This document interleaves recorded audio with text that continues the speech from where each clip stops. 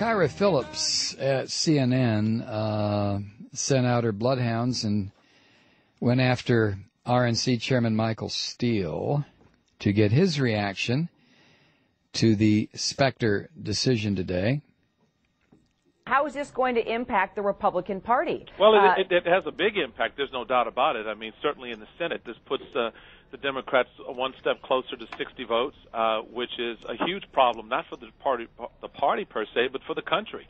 To give one party control absolutely without the appropriate checks and balance in the Senate is problematic. So I think the senator contributing to that speaks volumes for me.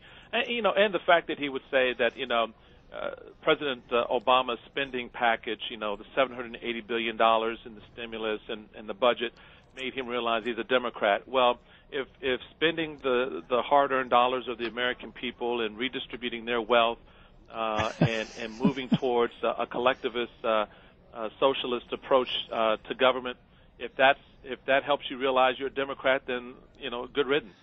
Whoa! Talk some trash there, Michael!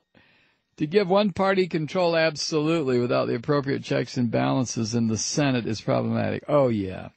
Yeah. You neocons and you too, Uncle Michael, are so concerned with checks and balances on power, aren't you? Just ask Bush and Cheney. You worked so hard to check that monster's power, didn't you? Oh, you tweedy little hypocrite, you.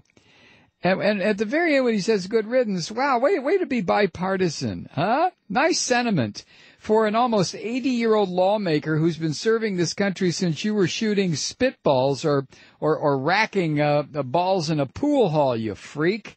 Oh, my God. Not that I have any. Well, Specter has been right on a woman's right to privacy. He's been right on education. He's been right on science and research. And the unions have been giving him a pretty good working over in Pennsylvania, so look for him to come out for the Free Choice Act. Is he a corporate politician? Oh, Jesus God, who isn't? Not that justifies it. But, if those of us who see these two parties, one being the corporate party, the other one being the neo-Nazi party, and if we don't like it, why aren't we organizing a liberal party? Well, I know. Maybe when Al Franken gets there, right? Kyra Phillips then tossed the questioning to reporter Gloria Borger, who asked Steele, Mr. Chairman, I guess the question is, could you have stopped Arlen Specter from leaving the party if you had said to him, for example, we're not going to have a Republican primary challenger to you. You're well known in the state. You might have a shot at getting elected in a state that's becoming more Democratic. Why didn't you clear the field for him, Mr. Steele, to keep him from switching parties if you say he's just doing this out of political survival? Senator Cornyn went out on the line for this man. And for the senator to effectively flip the bird back to Senator Cornyn and the Republican Senate leadership, the team that has stood by him, who went to the bat for him in 2004 to save his hide, to me is not only disrespectful, it's just downright rude.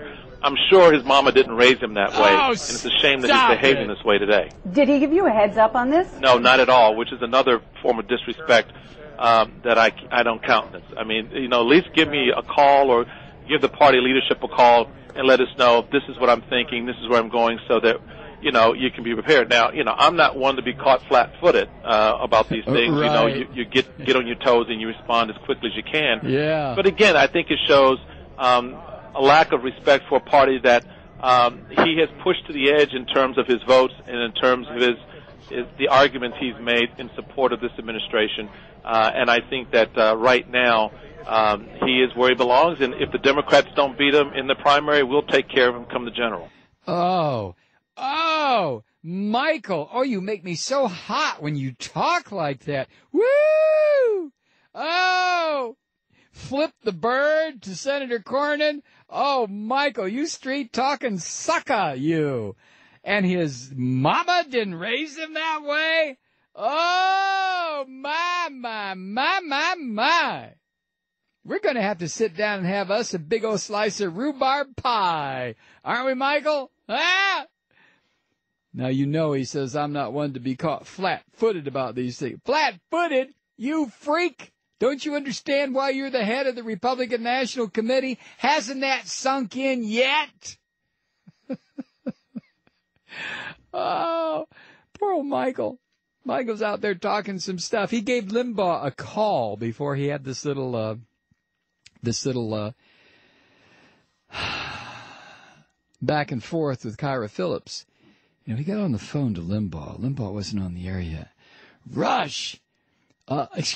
Master Rush, what do I say? What do I say about this? Help me out here, bro. Come on. Help me out. Oh, by the way, Rush, I really do apologize for what I said about, when was that? A couple of months ago? God, it seems like yesterday. I'm really sorry. Listen, Brother Rush, what do I say about this? Tell me, what do I say? What do I say? Quick. Well, here's what you say.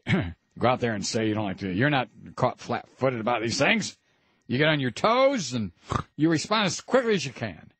And throw in something about flipping the bird and how it's rude and, sure your mama didn't raise him that way. And poor old Michael Steele, when he finishes that phone call with Rush, he almost reverts to form, but catches himself at the last minute and says, listen, Rush, thank you very much. I really appreciate your leadership.